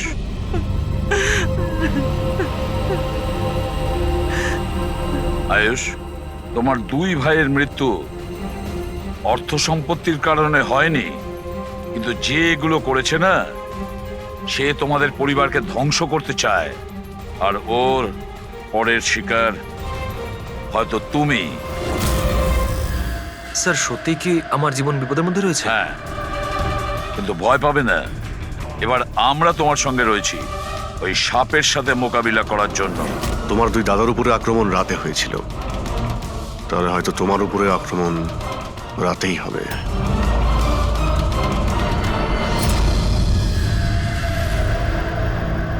স্যার, সমস্ত কিছু রেডি হয়ে গেছে। বেডের আশেপাশে বালি ছড়িয়ে দিচ্ছি। এবারে দেখতে হবে সাপ এসে কামড় দিচ্ছে নাকি অন্য কিছু। স্যার, নাইট ভিশন ক্যামেরাও লাগিয়ে দিয়েছি যাতে ওর মুখটা দেখতে পাই। Very good.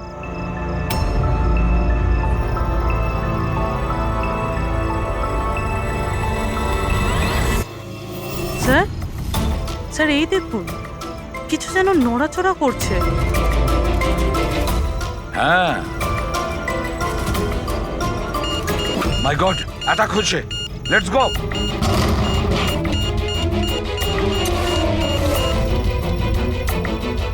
স্যার, এখানে তো কেউই নেই।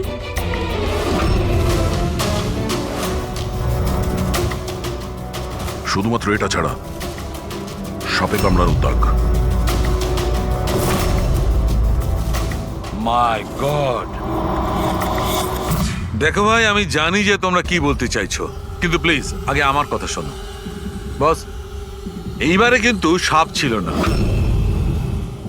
আর স্যার, যে বালি আপনারা ওখানে ফেলেছিলেন সেখান থেকেও সাপের সঙ্গে রিলেটেড কিছু পাওয়া যায়নি। আর ফুটেজ তো ক্লিয়ার নয়, কি করে বুঝবো সাপ কিনা? হ্যাঁ, কিন্তু ওই পুতুলে যে বিষ পাওয়া গেছে সেটা কোবরার বিষ, আর কামড়েছেও সেটা সাপের মতোই। কামড়েছে সাপের মতো, বিষটা কোবরার, দাঁতের দাগটাও সাপের। এ সাপ নয় তো কি? প্লিজ চালুকে, এবার এটা বলো না যে তুমি কিছু জানো না। দেখো, তৃতীয় খুন হতে হতে বেঁচে গেল, আর ফরেনসিক ডিপার্টমেন্ট কোনো সাহায্য করবে না। আমি কি জবাব দিচ্ছি না? আমি কি কাজ করছি না? স্যার, এরকম ব্যাপার নয়, আমরাও তো আমাদের দিক থেকে পুরো চেষ্টা করছি যেটুকু করা সম্ভব। দেখো, আমরা এটা জানি যে খুনি সে যেই হোক, ও তিন ভাইদের মধ্যে দুই ভাইকে খুন করেছে, আর তৃতীয় ভাইকে ও আবার কাল চেষ্টা করবে, কালকে রাত্রে। আর এই খুনি সাপ হোক মানুষ হোক যেই হোক না কেন, খুব তাড়াতাড়ি এর খেলা শেষ করতে হবে। হ্যাঁ পঙ্কজ, ওকে, ঠিক আছে। স্যার, পঙ্কজ ফোন করেছিল, ওই এজেন্টের অ্যাড্রেস পেয়ে গেছে যে ওই ফ্যামিলির প্রপার্টি ডিল করিয়েছিল। মদন নাম ওনার, আর এই বিল্ডারদের ডিলটাও উনিই করিয়েছিলেন। মদন আগেও ডিলে গন্ডগোল করেছে, আর হয়তো শিশির আর আরিয়ান ওর ফ্রডের ব্যাপারে জানতে পেরে গিয়েছিল, তাই ওর ভান্ডা ফাঁস হয়ে যাওয়ার আগে দুজনকে সরিয়ে দিয়েছে। মদন, স্যার, এই মদনের বাড়িতে যাও, ঘুম থেকে তোলো ওকে, ঘুম ছুটিয়ে দাও ওর জীবন থেকে। আরে কে রে? আরে মাথাটা ঠিক আছে, এতবার বেল বাজাচ্ছ? হ্যাঁ, অদ্ভুত তো, এতবার বেল বাজাচ্ছ কেন? তোমার গ্রেফতারের সময় হয়ে গেছে। সিআইডি 420 করার ফল জেলে গিয়ে ভুগিস। মেন্টু সবকিছু বলে দিয়েছে আমাদের। কি বললেন? এই এই এই দাঁড়া বলছি। মদন, দরজা খোলো, এখানে লুকিয়ে থেকে কোনো লাভ নেই। আরে চলে যান এখান থেকে, আমি কিচ্ছু করিনি। শিশির আর আরিয়ানের খুন করেছো তুমি। দরজা খোল। আমি কাউকে খুন করিনি। লাইট সব কেন? ও চেঁচাচ্ছে কেন? আবার আত্মহত্যা করছে না তো? সরে যাও। মদন, কি হলো? Oh no. সাপ আছে এই ঘরেই।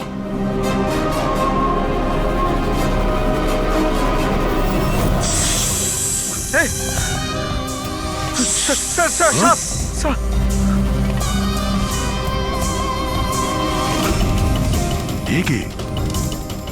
এই সাপের মতো দাঁতের লোক এই সমস্ত অপরাধ কি এই করছে? অর্ধেক মানুষ অর্ধেক সাপ। স্যারে কিরকম ক্রিচার? না পঙ্কজ, এটা মানুষই। তাড়াতাড়ি বাইরে যাও, ধরো ওকে।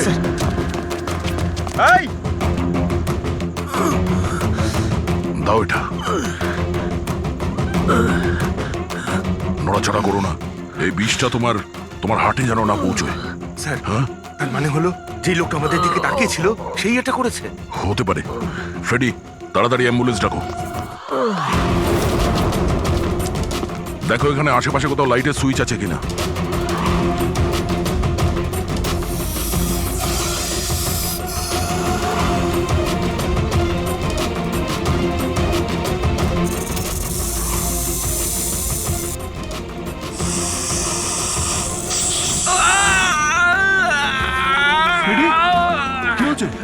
স্যার, আমাকে সাপে কামড়ে দিয়েছে।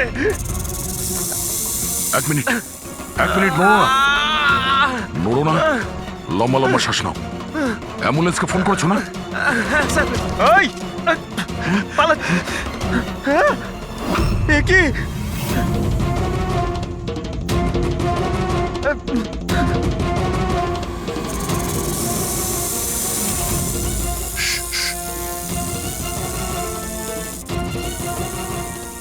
সাপ এখনো রুমের মধ্যেই আছে।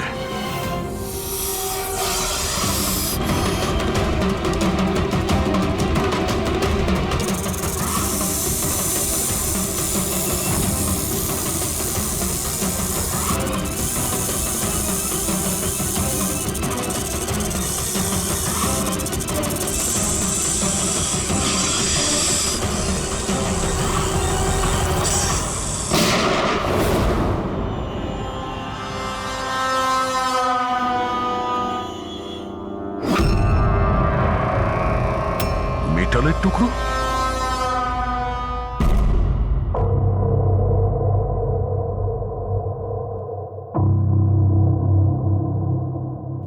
সালুখে, সাপটার ব্যাপারে কি জানতে পারলে?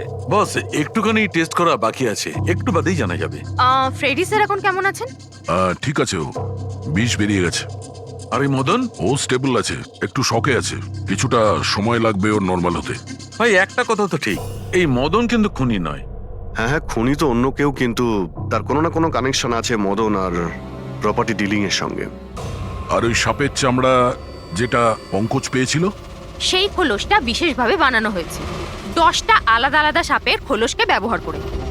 আর ওই সাপের দাঁত যেটা এক্সরেতে দেখাচ্ছিল, পুরোপুরি ওই দাঁতটা আসলে সাপের দাঁতই নয়, ওটা মানুষের দাঁত।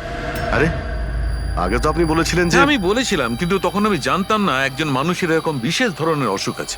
এই অসুখটার নাম হচ্ছে হাইপোহাইক্রটিক একটোডার্মান ডিসপ্লেসিয়া।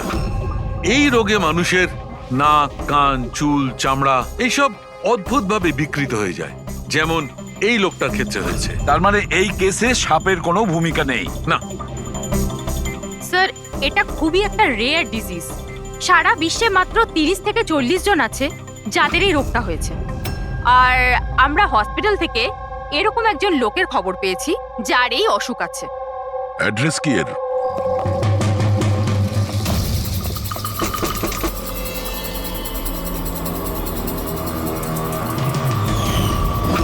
এই স্যার। কাল রাত্রে মদনের ঘরের বাইরে কি করছিলি? কাল রাতে তো আমি এখানেই ছিলাম। আর মদনকে আর আপনারাই বলতে সিআইডি মদনকে এক থাপ্পড় মারবো না, সব মনে পড়ে যাবে মদনকে। এক মিনিট কাল রাতে আপনি মনে হয় অমিতকে দেখে থাকবেন। এই হলো অমিত, ও কয়েকদিন ধরেই নিখোঁজ। কাল হয়তো আপনি একেই রেখে থাকবেন। কবে থেকে উধাও? এই 2 সপ্তাহ ধরে। আমি পুলিশেও কমপ্লেন করেছি। আমাদের রোগের কারণে আমরা চাকরিও পাই না, লোকে আমাদের দেখে পালিয়ে যায়, তাই জন্য আমাদের রোজগারও হয় না। 2 সপ্তাহ আগে অমিত খুব খুশি হয়ে ফিরেছিল, বলছিল যে আমাদের রোগের চিকিৎসার উপায় পেয়েছি। কিন্তু সেই দিন থেকেই অমিত নিখোঁজ। তার মানে কেউ তো আছে যে অমিতের অসুখের সুযোগ নিচ্ছে আর ওই ফ্যামিলিটাকে ভয় দেখাচ্ছে। ও রোগ ঠিক করার জন্য ওকে এখান থেকে নিয়ে গেছে স্যার। কারেক্ট। আর যেই ওর সঙ্গে এই ব্যাপারে চুক্তি করেছে ও নিশ্চয়ই কোনো ডাক্তার হবে। হ্যাঁ স্যার, ওদের পুরো বংশই তো ডাক্তার। ওদের নিজেদের হসপিটালও আছে, যে কেউ করতে পারে এটা।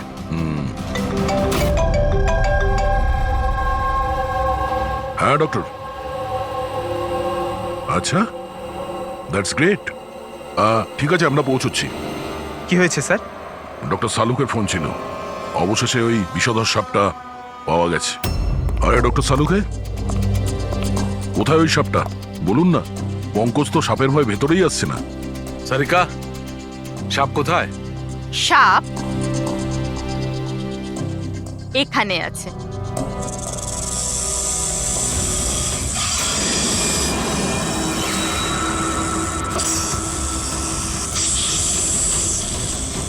আরে বাহ, এটা কি? বস, এটা রোবোটিক স্নেক। ওই যে মেটালের টুকরোটা পাওয়া গেছিল, আমি তখনই বুঝতে পেরেছিলাম যে খুনি এই ধরনের কিছু জিনিসের ব্যবহার করছে। এই রকমই সাপ বানিয়েছে রোবোটিক স্নেক। আর এই রোবোটিক স্নেকে ক্যামেরা লাগানো আছে আর একটা ডিভাইস লাগানো আছে যেটা যে কাউকে বিষ ইনজেক্ট করতে পারে। আর এর জন্য কোনো ছোট গর্ত দিয়ে যাওয়া কোনো বড় ব্যাপার নয়। তবে এরকম রোবোটিক জিনিস তো ওই ডাক্তাররাও ব্যবহার করেন অপারেশনের জন্য। আর এগুলো হসপিটালে খুব সহজেই পাওয়া যায়। আচ্ছা, খুনি কি এইসবে ব্যবহার করেছে এই সাপ বানানোর জন্য? হ্যাঁ দা, কিন্তু রোবোটিক যন্ত্রের রিমোটের রেঞ্জটা খুবই কম হয়, কিন্তু টেকনিকটা এটাই ব্যবহার করেছে। এটার তো একটাই মানে দাঁড়ায় অভিজিৎ, যে এই মেটালের সাপটা অপারেট করেছে সে নিশ্চয়ই অফিস কিংবা সুইমিং পুলের আশেপাশে ছিল। স্যার, আমার তো মনে হচ্ছে যে এটা কোনো চেনা লোকেরই কাজ হবে, হয়তো পরিবার।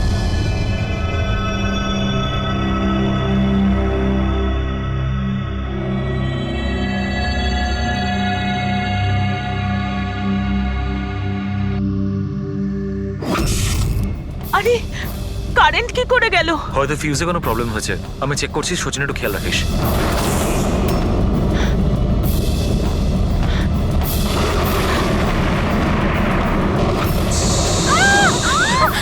কি হচ্ছে? ওই ওদিকে, ওই দেখো। হে ভগবান, আমার আয়ুষকে রক্ষা করো সাপের আত্মার থেকে।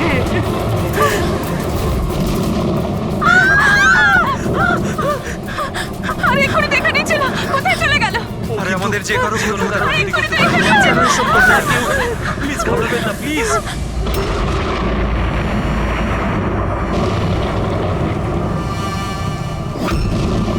তুমি এখানে কি করছো? আমি তোমাকে অন্য বাড়িতে থাকতে বলেছিলাম তো। উত্তর দাও অমিত। অমিত নয়, অখিল। অমিত আমার ভাই, আমরা যমজ ভাই। যমজ? আচ্ছা দেখো, আমরা এই যা কিছু করছি তাতে তোমার পরিবার উপকৃত হবে। কিসের উপকার? যা নিরীহ মানুষের রক্তে রাঙানো। কে? তাই তো আয়ুষ? আপনারা? এটা আমাদের প্ল্যান ছিল, আসল সাপকে গর্ত থেকে বের করে আনার জন্য। হয়তো তুমি ভুলে গেছো আয়ুষ, অমিতের কোনো যমজ ভাই আছে। আর অবশেষে তুমি আমাদের জালে ধরা পড়লে। আমাদেরকে ধরা অতটা সহজ নয় এসিপি।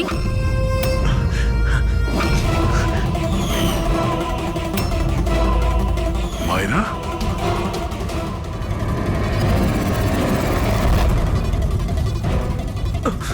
মীনাক্ষী দেবীকে তো আমরা বাঁচিয়ে নেব, কিন্তু তোমাদের দুজনকে সিআইডির হাত থেকে কে বাঁচাবে? হ্যাঁ, জুয়ার অভ্যেস হয়েছিল আমার, কোটি কোটি টাকার দেনা হয়ে গেছিল। সেই জন্য আজ থেকে 2 বছর আগে আমি প্রপার্টির কাগজের ওপর আরিয়ান এবং সুশীল দাদার সিগনেচার নিয়ে নিয়েছিলাম। কারণ যখন প্রপার্টির দাম বেড়ে গেল আর দাদা আমাকে বললেন যে উনি এই প্রপার্টিটা বিক্রি করতে চান, আমি ওই মুহূর্তে একটা অজুহাত দিয়েছিলাম। কিন্তু তারপর দাদা এটা জানতে পেরেই গেল যে প্রপার্টির কাগজে ওনার নামই নেই। আর যাতে ওরা না জানতে পারে সেই জন্য তুমি তোমার 2 ভাইকে শেষ করে দিয়েছো। লজ্জা হচ্ছে আমার নিজের উপর, তোকে আমার ছেলে বলতে। মা, আমি কি করতাম? যদি দাদা একবার জানতে পারতো আমাকে বাড়ি থেকে বের করে দিত, সম্পত্তির কিচ্ছু পেতাম না আমি। সেই জন্য আমি আমার গার্লফ্রেন্ড ওর সাহায্য নিয়েছিলাম। অমিতের অসুস্থতার ব্যাপারে আমি নিউজ পেপারে পড়েছিলাম, ভাবলাম ওদেরই সাহায্য নেওয়া যাক নিজেদের অপরাধ লুকাতে। আয়ুষ আমাকে মীনাক্ষী দেবীর ব্যাপারে বলেছিল যে উনি খুব অন্ধবিশ্বাসী, তাই সাপের ব্যাপারে চোখ বন্ধ করে বিশ্বাস করে নেবে। আমার দেওয়া বিষেই আরিয়ানের মৃত্যু হয়েছে।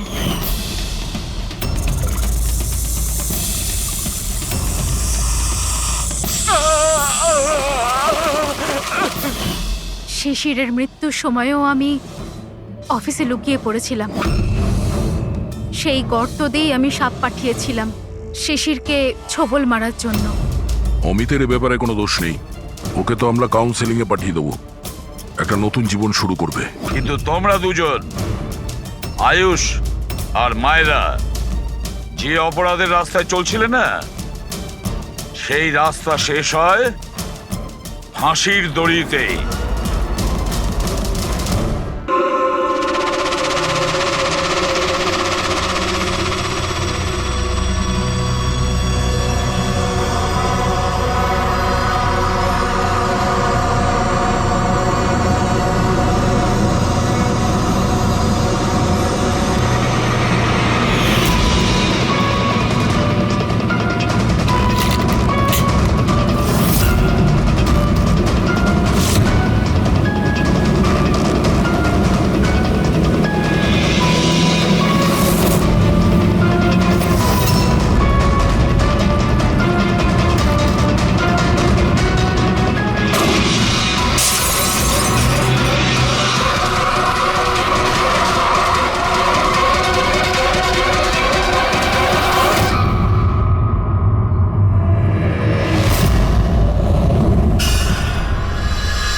বালা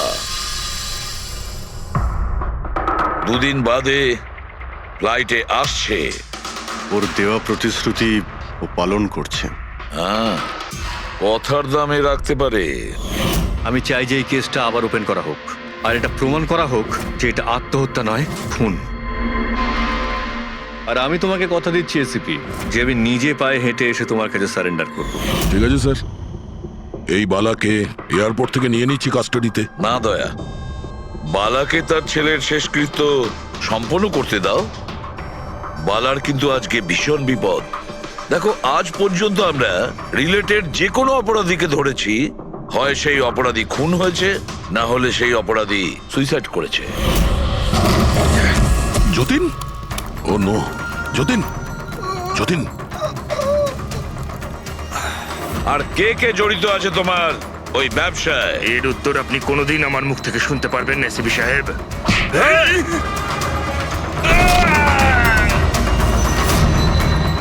স্যার, স্যার, এ তো মারা গিয়েছে।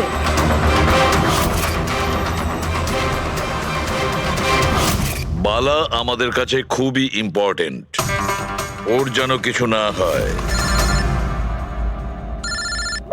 হ্যালো, কি? ঠিক আছে, আমরা পৌঁছচ্ছি। কি হলো? স্যার, কাউলি রোডে একটা লোককে কেউ গুলি করেছে।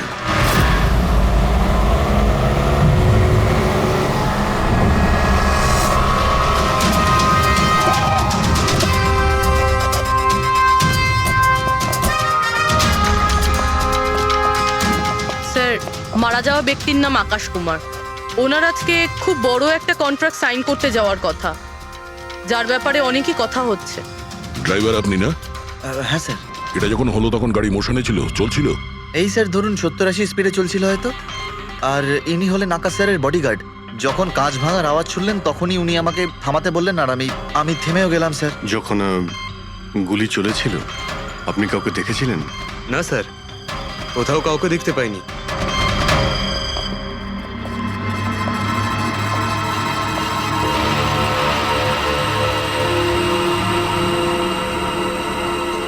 গুলিটা সোজা বুকে লেগেছে। Perfect timing. গুলি এপার ওপার হয়ে গেছে, গুলি ঢুকে বেরিয়েও গেছে। 70-80 কিলোমিটার প্রতি ঘন্টায় চলন্ত টার্গেটের ওপর গুলি করা, তা আবার সোজা ছাতিতে। এটা তো খুব কঠিন কাজ স্যার, কোনো প্রফেশনালের কাজ মনে হচ্ছে। ড্রাইভার বলছে যখনই কাঁচটা ভেঙেছিল ও ব্রেক মেরেছিল, আর সেই জন্য এখান থেকে গাড়িটা স্কিড করেছিল। স্যার ব্রেকও এখানে মেরেছে, তার মানে যখন গুলিটা লেগেছে তখন গাড়িটা এরকম জায়গায় ছিল। মানে যখন আকাশের গুলি লেগেছিল তখন ওর গাড়ি এখানে ছিল আর ও পেছনের সিটে বসেছিল এইভাবে।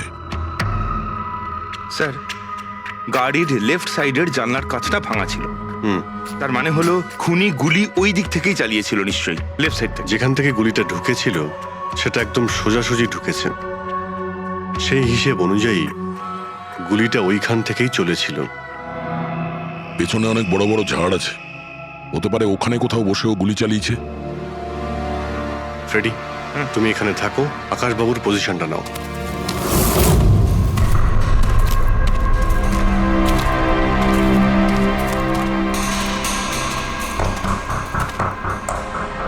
এখান থেকে তো ক্লিয়ার শট নয়, মনে হচ্ছে আরো উপরে হবে।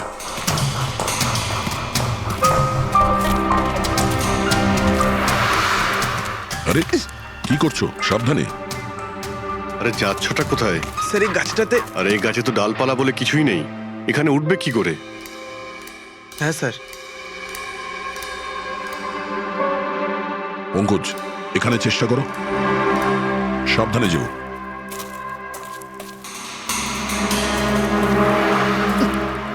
সাবধানে স্যার। ফ্রেডি দেখা যাচ্ছে এখান থেকে? হ্যাঁ স্যার, ফ্রেডি স্যারকে দেখতে পাচ্ছি। একটু লাইট মেরে দেখো।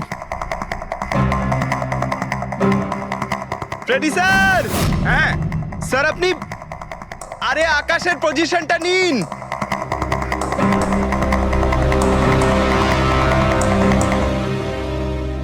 Sir clear shot. পজিশন ঠিক আছে? একদম perfect sir. Sir sir sniper গানের শেল এই দেখুন। তার মানে হলো খুনি এই গাছে বসেই ওই গাড়ির অপেক্ষা করছিল, আর যখনই গাড়িটা সামনে আসে তখনই শুট করে। স্যার খুনির দৃষ্টি তো খুবই প্রখর। না পূর্বী, এই দেখো একদম পরিষ্কার, আজকালের মধ্যেই পড়েছে এখানে। হয়তো খুনিরই হবে।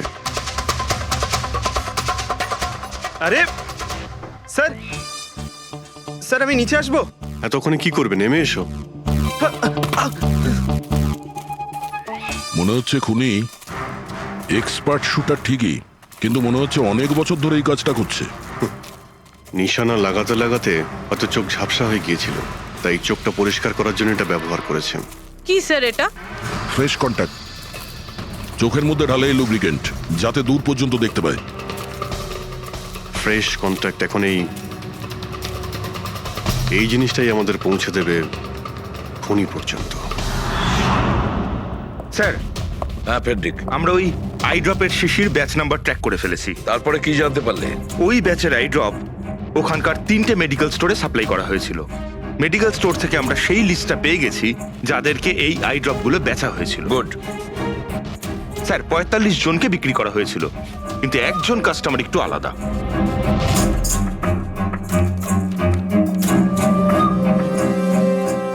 নিতিন? হ্যাঁ sir, Nitin, ex officer special forces. আর স্যার ও এক্স স্নাইপারও ছিল। আরে fresh contact eye drop use করে স্যার, এই হতে পারে আমাদের আসামি। Nitin special forces officer, expert sniper, আর ওর আই ড্রপস ক্রাইম সিনে পাওয়া যায়।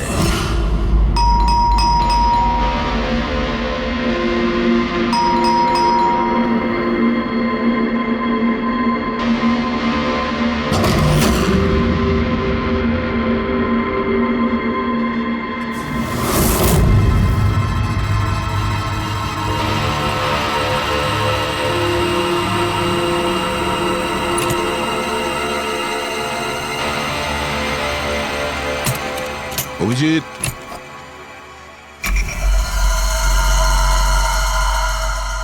স্নাইপার গান। আরে এ কি? আপনারা কে? এভাবে কি করে আমাদের গাড়িতে ঢুকে পড়লেন? আমরা সিআইডি থেকে। সিআইডি? কেন? ওয়াই? আজ সকালে কাবেরী রোডে আকাশ নামের একটি লোককে কেউ গুলি করে খুন করে দিয়েছে। কিন্তু এর সাথে আমার কি সম্পর্ক? ওই গাড়িটা 80 কিলোমিটার